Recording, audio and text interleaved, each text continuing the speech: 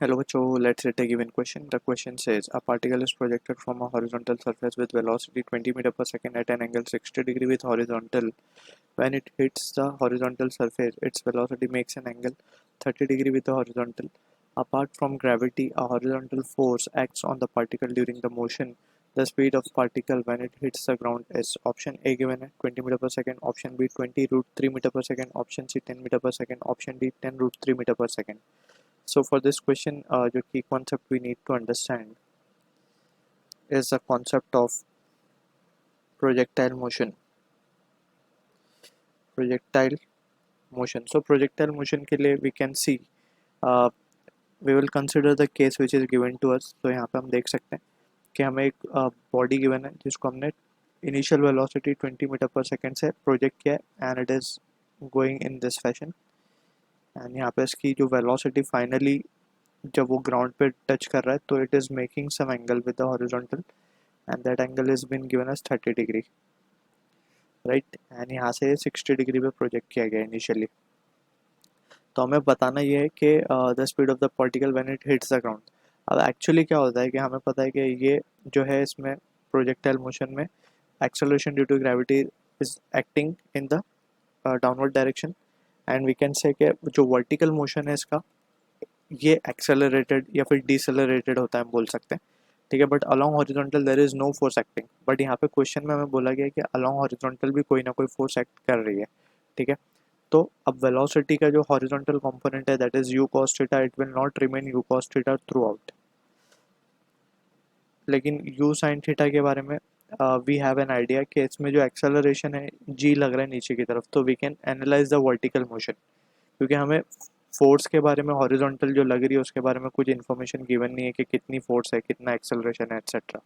So we will just what we will do is हम इस final point पे, let's say ये initial point A बोल देते हैं, फाइनल पॉइंट बी बोल देते हैं. तो बी पे हम हॉरिजॉन्टल और वर्टिकल कंपोनेंट ऑफ वेलोसिटी को फाइंड कर लेते हैं. दैट इज यहाँ पे हम मान लेते हैं ये u था, तो यहाँ पे हम मान लेते हैं ये है हमारा vy and this is our vx. तो vy और vx अगर हम कैलकुलेट कर लेते हैं तो we can be able to calculate this value of v, ठीक है. क्योंकि हमें यहाँ पे एंगल गिवन है 30 डिग्री, तो वी कैन vy हम कैलकुलेट करके vx पता लगा सकते हैं. तो सबसे पहले हम vy यानी कि अलोंग वर्टिकल जो मोशन होगा along the vertical direction that we will analyse first, ठीक है. तो अगर हम देखें सबसे पहले हम पता लगाते हैं टाइम ऑफ फ्लाइट का, ए से बी आने में कितना टाइम लगेगा. So that is given by the expression 2u sin theta by g, right. यहाँ से हम by first equation of motion हम कैलकुलेट कर सकते हैं वैल्यू जो कि हमने ऑलरेडी डेरिवेशन किया है इसका. तो जस्ट यहाँ पे फॉर्मूला याद रखना है 2u sin थीटा बाई जी ए से बी आने में. वर्टिकल के अलॉन्ग लगा रहे हैं हम बेसिकली, ठीक है. तो ये क्या हो जाएगा 2 × 20 × sin 60 डिवाइडेड बाय 10 ले लेते हैं एक्सेलरेशन ड्यू टू ग्रेविटी को, तो यहाँ से कैंसिल कैंसिल. तो यहाँ पे ये हो जाएगा 4 और sin 60 होता है √3/2. तो तो ये जस्ट हो जाएगा 2 √3 सॉरी सेकेंड्स. तो ये मिल गया हमें टाइम ऑफ फ्लाइट.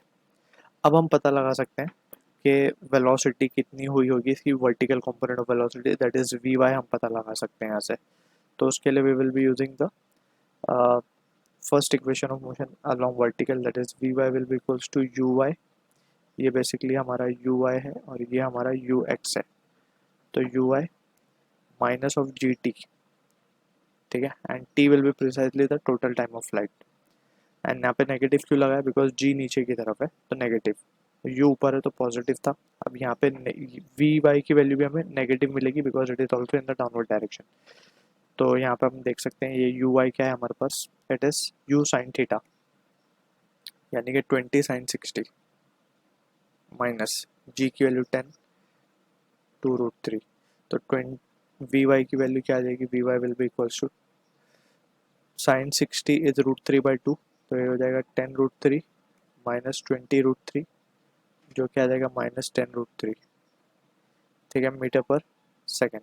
अब ये नेगेटिव साइन जस्ट ये इंडिकेट कर रहा है कि डायरेक्शन जो है वेलोसिटी का वो नीचे है, ठीक है. तो अगर हम यहाँ पे ये वाला ट्रायंगल जो पॉइंट बी पे है अगर हम ये कंसिडर कर लेते हैं इस तरीके से, ये वी एक्स है हमारा, ये वी वाई है, और हमारे पास ये है वेलोसिटी वेक्टर जो हमें चाहिए v। तो ये वाले ट्रायंगल में हम देख सकते हैं ये एंगल है 30 degree and this is the direction of v y. तो हम क्या लिख सकते हैं from this triangle, we can write 1030 की value will be equals to v y upon v x. ठीक है, तो यहाँ से वी एक्स भी मिल जाएगा हमें, तो इस तरीके से यहाँ लिख देते हैं।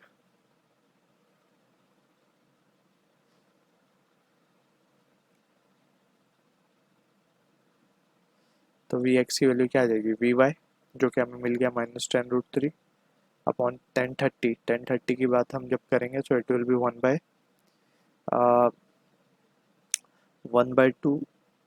1/√3।